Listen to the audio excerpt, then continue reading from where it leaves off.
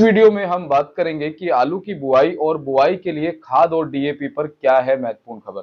साथ ही बांग्लादेश बॉर्डर और महाराष्ट्र के जेएनपीटी बंदरगाह से प्याज को लेकर क्या बड़ी खबर आ रही है और क्यों नहीं हुआ 3 दिन से बांग्लादेश में प्याज निर्यात। साथ ही आखिर में मैं आपको बताऊंगा कि आज महाराष्ट्र की मंडियों में आलू और प्याज के क्या भाव रहे, कितनी आवकें वहां नजर आई। बड़ी खबर काफी सारे क्षेत्रों से है, जहां सरसों और आलू की बिजाई के लिए किसानों की मूलभूत जरूरत डीएपी खाद की भारी किल्लत बनी हुई है। इस समय किसानों को सरसों व आलू की बिजाई के लिए डीएपी खाद की प्रचुर मात्रा में जरूरत है, लेकिन किसानों का कहना है कि उन्हें जरूरत के मुताबिक डीएपी खाद नहीं मिल रही है। किसानों का कहना है कि किसानों की जरूरत के अनुसार खाद, बीज व कीटनाशकों का स्टॉक नहीं किया गया है। जिस समय डीएपी खाद के इंटरनेशनल रेट कम थे, उस समय सरकार ने खरीद नहीं की, जिसके बाद खाद के रेट बढ़ गए। लेट खरीदारी की वजह से अब किसानों पर दोहरा वजन पड़ रहा है और इस वजह से किसानों को लेट खाद उपलब्ध हो रही है और महंगी भी मिल रही है। तो सरकार को किसानों की इस परेशानी पर नजर डालना जरूरी है और जल्द उन गांवों में डीएपी खाद का प्रबंध कराना जरूरी है जहां पर सरसों और आलू की बिजाई या तो होने वाली है या फिर चल रही है, जिससे कि किसानों को इनकी बिजाई करने में दिक्कतों का सामना ना करना पड़े। बाकी ऊना से खबर है, जहां बीते दिनों में मौसम साफ होने के बाद आलू की बिजाई ने जोर पकड़ लिया है। अब ऊना में किसान जमकर आलू की बिजाई में जुटे हैं। अभी तक की खबरों के अनुसार यहां 60 से 80% के आसपास इलाकों में बिजाई हुई है। अगर मौसम साफ रहता है तो 100% बिजाई जल्द ही हो जाएगी। ये मौसम की स्थिति किसानों के लिए राहत भरी हुई है। ऊना में 2500 से 3000 हेक्टेयर जमीन पर आलू की बिजाई होती है। अगर मौसम साफ रहता है तो 25 अगस्त से बिजाई शुरू हो जाती है और 5 सितंबर तक लगभग बिजाई पूरी हो जाती है। लेकिन इस बार लगातार बारिश के कारण बिजाई करीब 10 से 15 दिन देरी से शुरू हुई है। इसके कारण किसानों की चिंता इस फसल को लेकर बढ़ गई है। दरअसल ऊना जिले में तैयार होने वाली आलू की फसल पड़ोसी राज्य पंजाब और उत्तर प्रदेश से पहले मंडियों में पहुंचती है, लेकिन इस बार बिजाई में देरी हुई है, जिसकी वजह से यहाँ का आलू उत्पादन चक्र खराब हुआ है। किसानों के मन में आने वाले दिनों में भाव को लेकर भी संशय बना हुआ है। केंद्र सरकार ने प्याज पर निर्यात मूल्य तो घटा दिया है और इस फैसले के बाद से पूरे देश में महाराष्ट्र समेत प्याज के बाजारों में अच्छी चमक देखने को मिली है। लेकिन पिछले 3 दिन से बांग्लादेश में प्याज का कोई निर्यात नहीं हुआ है। ये एक गंभीर विषय है। बताया जा रहा है कि सरकार ने तो फैसला दे दिया है, लेकिन सरकारी सिस्टम में अभी ये चीज अपडेट नहीं हो पाई है। माना यह भी जा रहा है कि प्याज के निर्यात को बढ़ावा देने के लिए 20% निर्यात शुल्क हटाया गया है, लेकिन व्यापारियों और निर्यातकों को फिलहाल काफी नुकसान हो रहा है।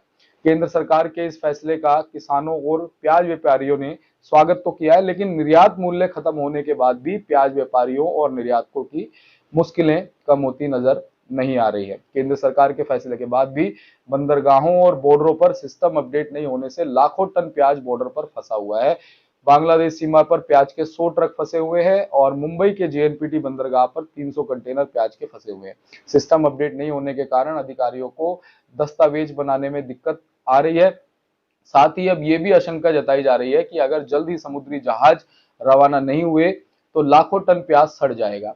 अब प्याज निर्यातकों ने केंद्रीय स्तर से हस्तक्षेप की मांग की है। हालांकि प्याज पर निर्यात शुल्क 40% से घटकर 20% कर दिया गया, लेकिन जेएनपीटी पोर्ट से अभी भी इस पर कोई अपडेट नहीं आया। 20% शुल्क के बावजूद जेएनपीटी बंदरगाह प्रशासन द्वारा अपनी व्यवस्था में सुधार नहीं करने से निर्यात रुका हुआ है। निर्यात नहीं होने से प्याज की गाड़ियां नासिक में ही फंसी हुई हैं। इससे प्याज के निर्यात पर एक बुरा असर पड़ रहा है। चलिए अब आपको बताता हूं कि आज महाराष्ट्र की विभिन्न मंडियों में आलू और प्याज की कितनी आवक रही, क्या भाव रहा। तो प्याज के बारे में पहले बात करते हैं। कोल्हापुर मंडी से शुरुआत करते हैं। यहाँ पर 1950 क्विंटल प्याज की आवक रही। 1500 रुपए नीचे का, 5300 ऊपर का, 3300 रुपए जनरल पोजीशन रही। Mumbai onion and potato market में 17,287 क्विंटल प्याज की आवक रही। 4100 नीचे का, 5000 ऊपर का, 4550 जनरल पोजीशन बनती हुई यहाँ नजर आई। जलगांव मंडी की बात करें तो 316 क्विंटल प्याज की आवक रही। 1750 नीचे का, 4877 ऊपर का, 3277 जनरल पोजीशन यहाँ बनी। पुणे मंडी में 9353 क्विंटल प्याज की आवक रही। 3600 नीचे का, 5200 ऊपर का, 4400 जनरल पोजीशन यहाँ नजर आई। पुणे मोसी मंडी में 564 क्विंटल प्याज की आवक रही। 2000 नीचे का, 5000 ऊपर का, 3500 जनरल पोजीशन यहाँ नजर आई। सेव गांव नंबर 1 में 508 क्विंटल प्याज की आवक रही। 4000 नीचे का, 4600 ऊपर का, 4350 जनरल पोजीशन नजर आई। सेव गांव नंबर 2 में 570 क्विंटल प्याज की आवक रही। 3500 नीचे का, 3800 ऊपर का, 3600 यहाँ जनरल पोजीशन नजर आई। सेब गांव नंबर 3 में 214 क्विंटल प्याज की आवक रही। 1000 नीचे का, 3000 ऊपर का, 2250 जनरल पोजीशन नजर आया। नासिक मंडी में 1813 क्विंटल प्याज की आवक रही। 3100 नीचे का, 5001 ऊपर का, 4300 जनरल पोजीशन नजर आई। लासलगांव मंडी में 3364 क्विंटल प्याज की आवक रही। 2581 नीचे का, 4869 ऊपर का, 4760 जनरल पोजीशन नजर आई। लासलगांव निफाड़ मंडी में 3900 क्विंटल प्याज की आवक रही। 2431 नीचे का, 5500 ऊपर का, 4900 जनरल पोजीशन नजर आई। लासलगांव विंचूर मंडी में 1375 क्विंटल प्याज की आवक रही। 2500 नीचे का, 4900 ऊपर का, 4700 जनरल पोजीशन नजर आई। राहोरी विमोरी मंडी में 3012 क्विंटल प्याज की आवक रही। 1000 नीचे का, 5000 ऊपर का, 4400 जनरल पोजीशन नजर आई। कलवान मंडी में 6700 क्विंटल प्याज की आवक रही। 2200 नीचे का, 5200 ऊपर का, 4450 जनरल पोजीशन नजर आई। संगमनेर मंडी में 2262 क्विंटल प्याज की आवक रही। 1800 नीचे का, 5011 ऊपर का, 3405 जनरल पोजीशन नजर आई। चंदवाड़ मंडी में 3200 क्विंटल प्याज की आवक रही। 1260 नीचे का, 4845 ऊपर का, 4600 जनरल पोजीशन यहाँ नजर आई। मनमाड़ मंडी में 400 क्विंटल प्याज की आवक रही। 2081 नीचे का, 4689 ऊपर का और 4350 जनरल पोजीशन नजर आई।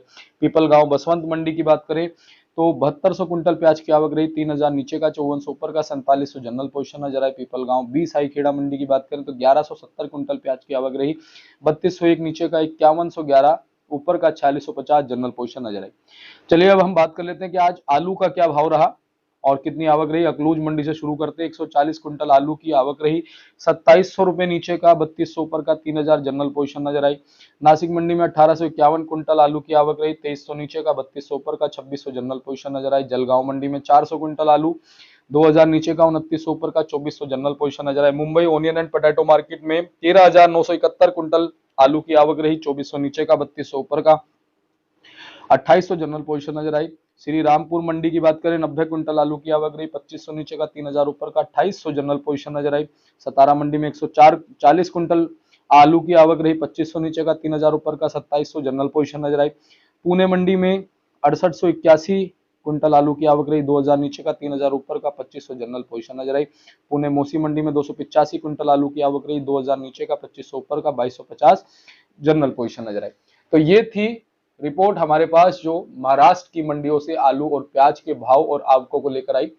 बाकी हमने आपको बताया कि फिलहाल बांग्लादेश बॉर्डर पर लगभग 100 ट्रक अटके हुए हैं और 300 कंटेनर जो है वो जेएनपीटी बंदरगाह पर, महाराष्ट्र के जेएनपीटी बंदरगाह पर अटके हुए हैं, जिसकी वजह से दिक्कतें हमारे प्याज व्यापारियों के लिए और एक्सपोर्टरों के लिए बनी हुई है। तो सरकार को जल्द से जल्द सिस्टम अपडेट करने के लिए पूछना भी चाहिए अधिकारियों से, और क्यों नहीं हुआ इस पर भी कड़ी जांच, गहन जांच होनी चाहिए, क्योंकि 300 कंटेनर मायने रखते हैं। बहुत सारे ऐसे व्यापारी हैं, बहुत सारे ऐसे किसानों का प्याज उसमें फंसा हुआ है जिन्होंने उससे बहुत उम्मीदें लगाई हुई है, और अगर ये सही समय पर नहीं पहुंचा, अगर खराब हो गया तो उनका बहुत नुकसान हो सकता है, वो तबाह हो सकते हैं। तो इसी तरह से अच्छी जानकारी हम आपको देते रहेंगे। आप डीएमटी टीवी के साथ जुड़े रहिए और हमें अपना प्यार देते रहिए। जाते जाते अगर आप एक लाइक करेंगे तो हमारा हौसला जरूर बढ़ेगा। मिलते हैं अगली अपडेट के साथ। जय हिंद, नमस्कार।